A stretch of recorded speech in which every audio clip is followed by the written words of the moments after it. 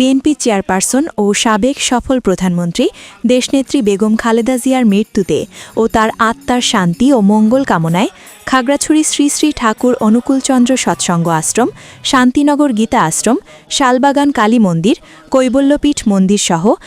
আরও বেশ কয়েকটি মন্দিরেও বিশেষ প্রার্থনা অনুষ্ঠিত হয়। খাগড়াছড়ি থেকে বিপ্লব তালুকদারের প্রতিবেদনে দেখুন বিস্তারিত।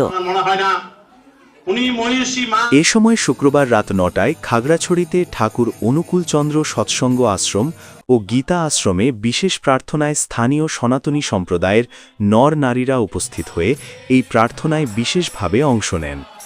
এতে উপস্থিত ছিলেন খাগড়াছড়ি জেলা বিএনপির ধর্ম বিষয়ক সহ সম্পাদক ও বাংলাদেশ পূজা উদযাপন পরিষদের সভাপতি অশোক মজুমদার, সদর উপজেলা বিএনপির সহ-সভাপতি ও ভুবনেশ্বরী কালী মন্দিরের সাধারণ সম্পাদক সাধন চন্দ্র পাল,